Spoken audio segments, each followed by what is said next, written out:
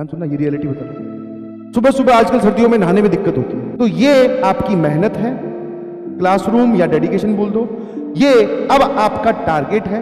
Pen कौन से colour का लें, फिर कब उठ के पढ़ें, स्कूल कैसे मैनेज करें।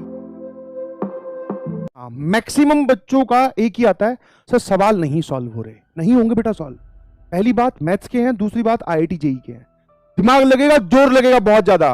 आपने एक दिमाग में हिरार्की बना रखी है कि यहां पढ़े सब समझ में आ गया, सबको समझ में आता है, सब सब कोई एक आधा या पॉइंट या फिर एक आधा सवाल थोड़ा सा बस डाउट होता होगा, बाकी सारा सबको समझ में आता है।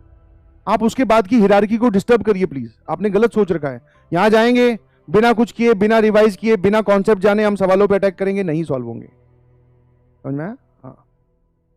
तो ये कोई जरूरी थोड़ी है कि तुम सारे सवाल सॉल्व कर दोगे तब तुम आईआईटीएन बनोगे, नहीं। अगर आपकी जिंदगी में लेट से इन टोटल आपके सामने 100 सवाल आए हैं, ध्यान सुनना प्लीज, 100 क्वेश्चंस आर देयर, जिसमें से आपसे 40 क्वेश्चन फर्स्ट अटेम्प्ट में, फर्स्ट गो में सॉल्व हो गए।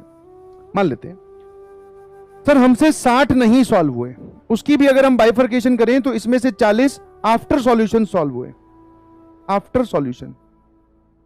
सर 20 जो है वो सॉल्यूशन के बाद में भी नहीं समझ में आए।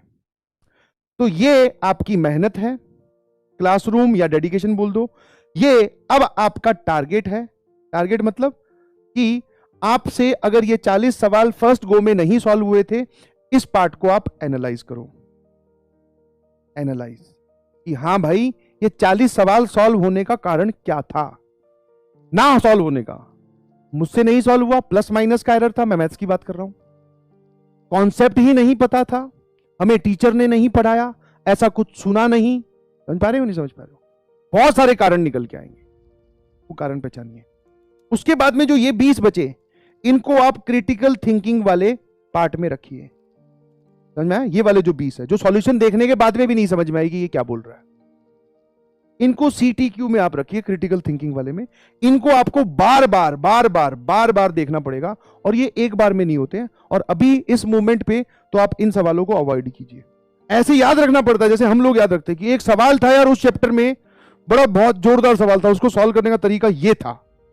ऐसे तुम सोच रहे हो कि थ्योरी पढ़ते ही सवाल सॉल्व होंगे, ये 10वीं वाला तरीका छोड़ दीजिए प्लीज। ऐसा नहीं होता है।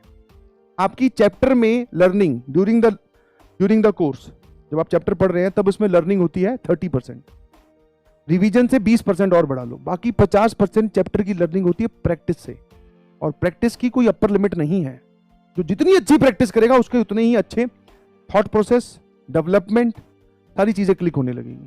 समझ में आएगी, नहीं समझा? तो सीरियसली आप अभी इन सब बातों पे विश्वास करते हो? ठीक है, हाँ या ना?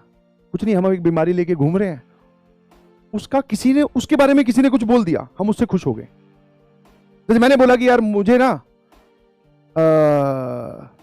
सुबह सुबह आजकल सर्दियों में नहाने में दिक्कत होती है, मैं इस बात से परेशान हूं। ठीक है, अब मैंने YouTube पे सर्च किया, उसके बाद में एक इंसान मुझे बोलता हुआ दिखाई दे रहा है, मैंने उसको सुना ध्यान से, क्या बोल रहा है भाई, ध्यान सुनना, ये रियलिटी बता रहा हूं। कि आप क्या करें, सुबह सबसे पहले उठ जाएं ठीक है, फिर तुरंत आप एक काम कीजिए, चप्पल वप्पल पहन लें और भी चीजें पहन लें। ठीक है, हाँ, फिर सीधा बाथरूम में जाइए, आप सीधा का सीधा आप थोड़ा मुंह पे ठंडा पानी छिड़क ले। ऐसा कुछ वो एक प्रोसेस बता रहा है। क्या आप इन सब बातों पे विश्वास करते हैं? हाँ है ना? तुम अभी बोल रहे हो सुबह सुबह उठ के मैथ्स पढ़े तो सवाल सॉल्व हो जाएंगे क्या? रात को सोने से पहले मैथ्स पढ़े तो सवाल सॉल्व हो जाएंगे क्या? अरे भाई कभी भी पढ़, बस पढ़ तो सही।